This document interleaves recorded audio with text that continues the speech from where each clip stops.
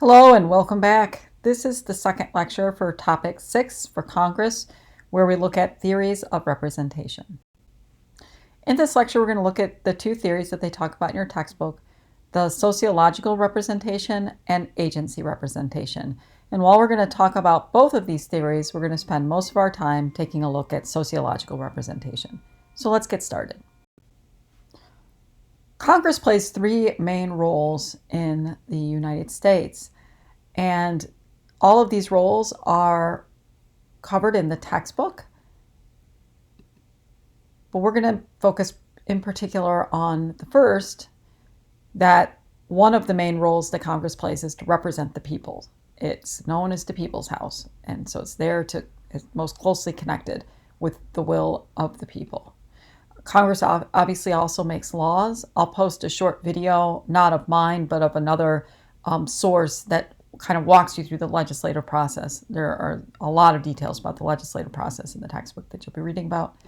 And also, Congress provides oversight of the other branches of government. And so Congress will hold hearings and do investigations to look at how other branches of government, in particular the executive branch, does their job. Today we're going to be looking at the first role, that Congress represents the people, and what does that mean? Well, as you know, we live in a republic. We don't live in a direct democracy. And so that means the main way that people participate in the political process is through electing people to represent them. And so remember, a republic is a representative form of democracy. A representative claims to act or speak on the behalf of the people who elected them. And so for this to work, for representative democracy to work, we need to really trust that the representatives do speak for us. And the question is how do we build or create this trust? Remember earlier in the semester when we were reading chapter 1, we talked about this low sense of political efficacy.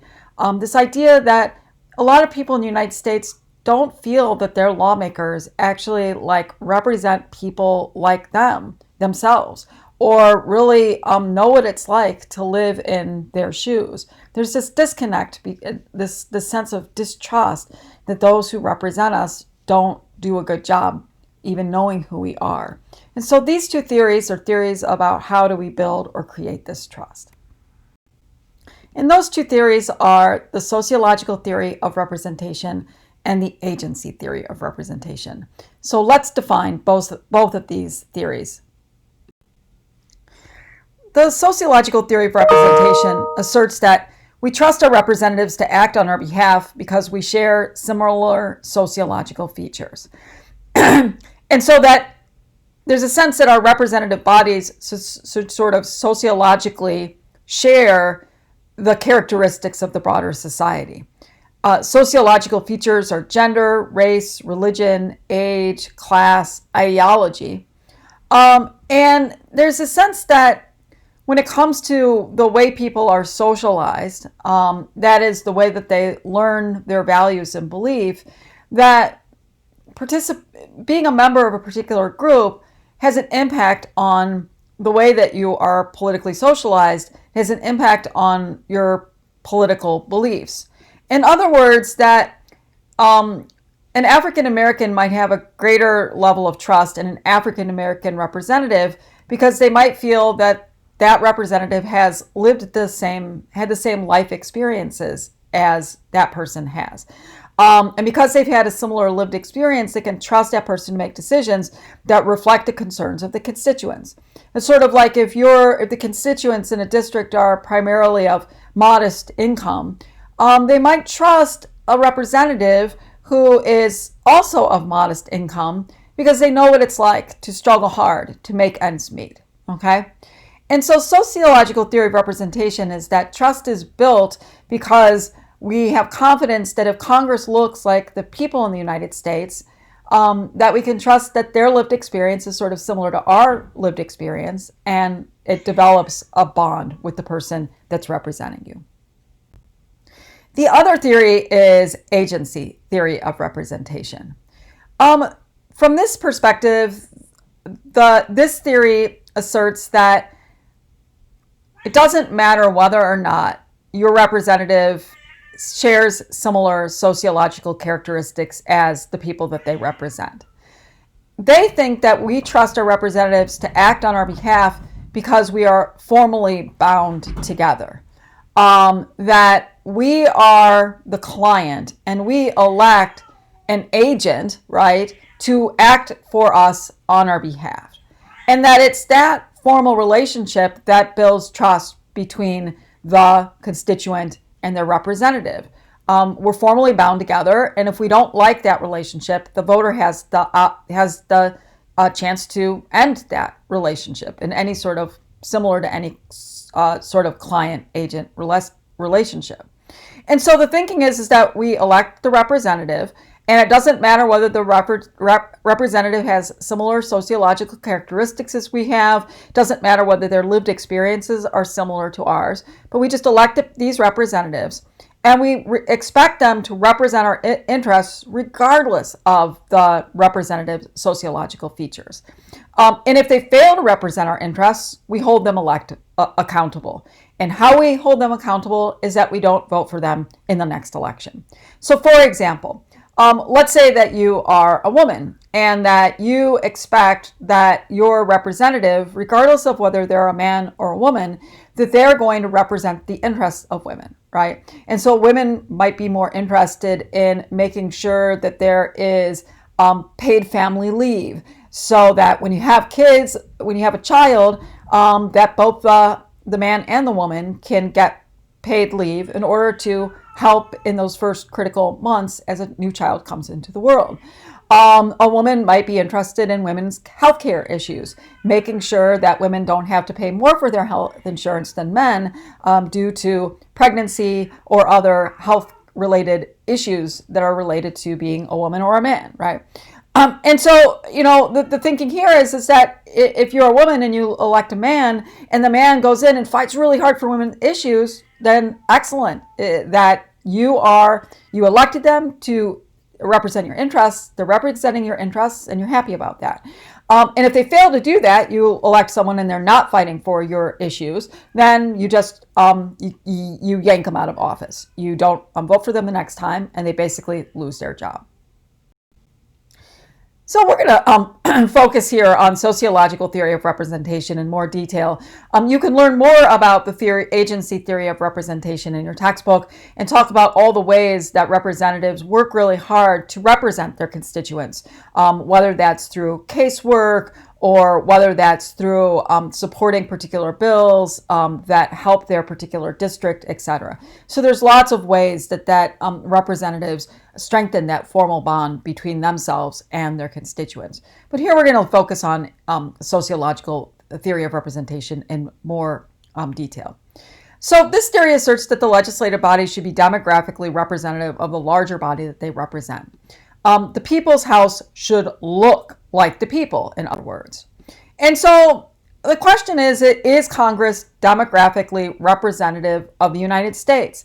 Does Congress look like the people? Well, let's look at the graph in your textbook to get a better sense of just how representative Congress is.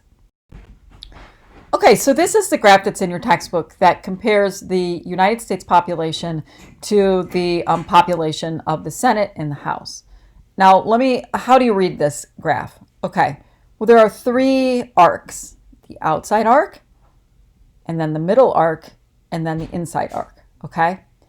The outside arc, as you can see over here on the right-hand side, the outside arc represents the demographic makeup of the United States population. The middle arc represents the demographics of the House, and the inside arc represents the demographics of the Senate, because there are less seats in the Senate.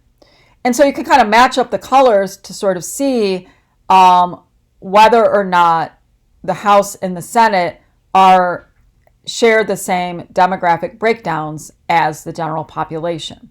And you'll see that there are some pretty significant gaps. So when you look at gender, that is the biggest gap in terms of demographic representation. And so the population of the United States is about 50-50 male-female. It's actually closer to 51-49. There are more women who live in the United States than men. But you see that the Senate and the House don't come close to that. That about 1/4 of the House and 1/4 of the Senate are women, and 75% are men. Okay, so there's a pretty huge gap when it comes to gender. There's also a huge gap when it comes to party, and this reflects what we stated in the earlier lecture for Congress. We talked about how in Wisconsin, party ID is sort of like 1/3, 1/3, 1/3 between Republican, Democrats, and Independents. And you see that's somewhat similar in the U.S. population, that you have a lot of people who identify as independents. But we see that there are very few independents in Congress, in large part because of the single member winner-take-all districts that we talked about in the last slide. But you sort of see that there's a big gap there. There's a gap when it comes to race, but it's not as big as gender. The religion of the population, at least in terms of those who affiliate, is fairly similar to the religious affiliation in the House and the Senate. But in a second, we'll take a look at at some of those differences. When it comes to military service and foreign birth, there are a lot more people who are born overseas and come and naturalize to the United States than there are in Congress, and that's because of that you need to be a naturalized citizen for X number of years as a qualifier to serve in the House and the Senate. And obviously more people who are in the Senate hold law degrees and advanced degrees than in the general population, which would make sense given sort of the expertise necessary to serve in the Congress. But maybe that's problematic as well in terms of not having enough citizen senators. These next few slides just provide a summary of the amount of diversity in Congress, as well as just some visual graphic representations of that and the changes that have been made over time. So when it comes to race and ethnicity, nearly 40% of people who live in the United States identify as being non-white, but Congress is only 22% of Congress is non-white. So it's a pretty big gap. It's a significant gap. It's improved over time, but there's still some work to be done to have Congress look more like the population of the United States in terms of diversity. The United States population is growingly diverse, and the Congress lags behind that. As we stated, gender is a huge gap. 51% of the population is women. Only 24% of Congress is women. And while we've made enormous progress in terms of having women representatives, if we continue at the rate we're going, it will take nearly 100 years until we get gender parity within Congress. Class, huge gap. Only about 5 to 7% of U.S. households are worth more than $1 million. Over 50% of Congress has a household income worth more than $1 million. So a very, very big gap there. And that in terms of religious adherence, that we see that there is some parity. But when you look at it another way, the United States, 71% of people identify as being Christian. In Congress, there are more Christians than in the population as a whole. And also a growing group of people in the United States have no affiliation with religion. They're called the nuns, not like nuns who wear habits in the Catholic Church, but N-O-N-E, those who don't affiliate with any religion. That's 23% in the United States, and goodness gracious, it's only 0.2% in Congress. And so we have sort of a gap there as well, but maybe just something to think about in terms of the intersection of values, religion, and public policy. To be clear, when you say that 23% of Americans are unaffiliated in terms of religion, that doesn't mean that they're atheists, okay? Most unaffiliated folks still say that they still believe in God. It's less than 10% of people in the United States that are straight up atheists. I think it's closer to like 5%. But that is interesting that in terms of the affiliation gap that we have. This graph shows you the progress that's been made since women got the right to vote in 1920. And so we see that that we do see, particularly after 1980, We see an increase in the number of women in Congress, but still the gap is quite large. And we see growing diversity within Congress, and the current congressional session, the 116th, is among the most diverse we've ever had. So we do see that progress is being made, but a gap still exists. Okay, so we know what the relationship between the demographics of the United States general population and Congress is. The question is does it matter? Should Congress look like the United States? Does it matter that Congress doesn't look like the general population? Does it matter that there is a gender gap and that there's still a gap in terms of race, that there's a gap in terms of income? So what do you think when you think about that? Do you think that that's something that we should be concerned about? Well, some say that yes, it does matter. And there's two reasons they give for why it matters that the United States Congress doesn't look like the general population of the United States. The two reasons that they give is that there's a symbolic importance to having Congress look like the general population. And others say that there's a real legislative importance, that when you have diversity within a Congress, the legislative outcomes are different. So let's go ahead and take a look at these two arguments. All right, let's look at the argument for symbolic importance. If you look at Congress and it doesn't look like the body it's representing, it can reinforce feelings of a lack of trust and diminishing political efficacy. Like we talked before, that the political efficacy is the sense that that your voice makes a difference and that the people who are representing you care about your concerns, that they understand the life that you are living. And if you look at Congress and it doesn't look like the rest of the United States, there can be the sense that since it doesn't look like the body it's representing, that there is a sense that maybe it doesn't represent the United States. And if you feel like Congress, because it doesn't look like the United States, that could lead to a sense of a lack of trust. And then a perceived sense of that you don't feel like Congress has authority to make decisions because the decisions that it's making are based on a group of people that seem to be demographically detached from the broader population. This is a great picture that I think captures the symbolic importance of sociological representation in Congress.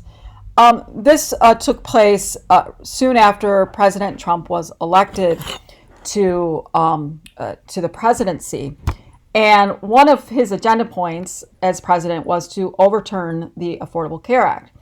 And so this is a picture that Vice President Pence tweeted out.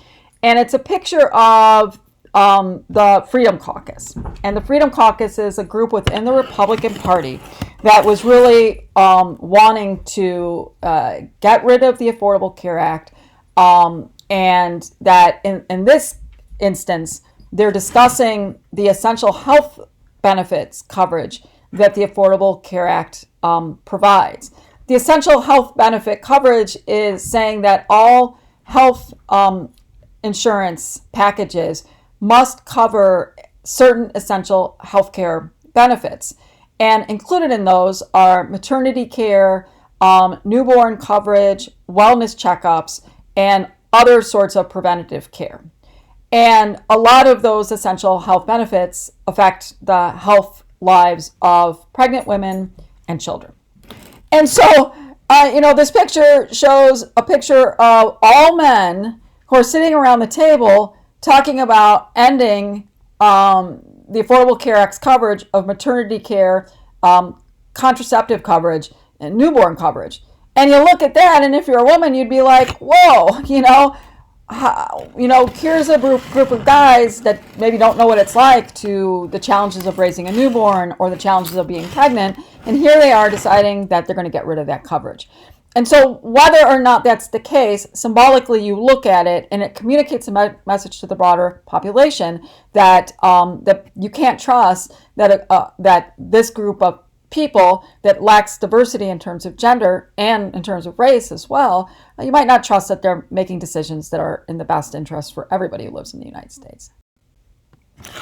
Here's another picture of the symbolic importance of sociological diversity. This picture isn't from Congress, but I think it speaks to the symbolic importance of diversity as well. This is a picture of the President of the United States, President Barack Obama. And as we know, he was the first African-American president. And as you know, we've only had one African-American president, and we have not had any women presidents. So this is a picture of this 5-year-old boy who is visiting with the president. His name's Jacob Philadelphia. And his dad worked in a part of the West Wing staff. He worked for the National Security Council. And there's a tradition that when you work for the staff, when you're leaving, right, when you're no longer working there, that you get an opportunity to bring your family to the White House, and then you get to take a picture with your family with the president. And Carlton Philadelphia, he's the dad, brings his family into the White House, to the Oval Office, to get pictures with the president. And as they took their pictures, and then as they were getting ready to leave, President Obama asked the boys if they had any questions for him. And Jacob turns to his dad and says, "I have a question." And his dad goes, "Well, ask the president, it's okay if he asks it." And he says, "Sure, it's okay if you ask the question." And so the little boy says to President Obama, he says, "I was really just wondering if your hair feels like my hair, right?" And then President Obama says to the boy, "Why don't you go ahead and touch it and see for yourself?" And then the boy was really scared. And then President Obama says, "Go ahead, touch it, dude." And so President Obama bends down and lets the little boy touch his hair. And President Obama said, "So what do you think?" And the little boy said, "Yes, it feels the same, just like mine." And so, that's a good example of sort of the symbolic power of diversity. That, when you have an African-American child who sees an African-American president and is making this relationship that person is sort of similar to them and perhaps understands their lived experience, that is sort of a priceless and almost non-quantifiable aspect of the symbolic importance of diversity, both within the Congress and within the presidency itself. Okay, so that's one argument in favor of sociological representation. The other argument is that there's a legislative importance to diversity. For sociological representation, they say it matters because there's actually a real difference in how women and minorities serve as lawmakers. And there's been a lot of social science research that's been done on the difference between the way women and people of color the difference in terms of their lawmaking styles, and the evidence supports that there are clear differences. Here are some of the differences. So when you have more women and minority lawmakers, it's more likely that legislation that addresses women and minority concerns are going to be introduced in Congress. So that's a difference. That women are more likely to introduce bills. They're more likely to get bills through the legislative process. They're also more likely to get more robust support for their bills in terms of co-sponsorships. And women are more likely to bring money back to their districts as well. And so that when it comes to bringing federal dollars back to the district, women seem to be more successful at that. And so that's just some of what social science says, that if you, based on that research, then if you had more women lawmakers and more lawmakers of color, diversity or minority and women's interests might be more directly impacted. You also just might have more effective lawmaking in terms of getting things done. So if you think sociological representation is important, you might be asking yourself, okay, well, how do we go about closing the gap? Sorry about my dog in the background. And so what are some strategies that we can use to bring about more gender and racial parity within our Congress? Well, when you look at countries that have achieved parity, particularly gender parity, you would think the United States would be at the forefront of gender parity, and that's just not the case. I mean, many other countries were like well below the middle of the pack in terms of gender diversity.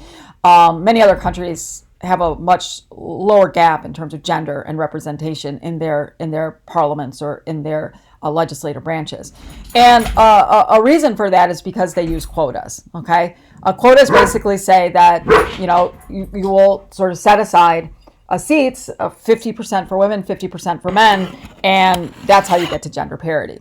So that might be one approach we could use. That's not likely to happen in the United States, just because of our political culture and our sense of an emphasis on equal opportunity, not equal results. That's not likely to be a solution or a remedy that would be pursued in the United States.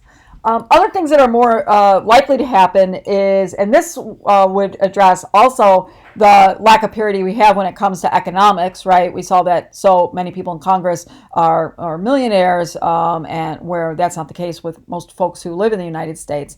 One way to close the gap is to have more vibrant public financing of elections. A lot of times when people run for elections, they're just constantly trolling for dollars, asking people, donate to my campaign, and it makes it arduous and hard. And if you don't have networks of people that have a lot of money, you might not be able to feel confident that you're going to raise that money.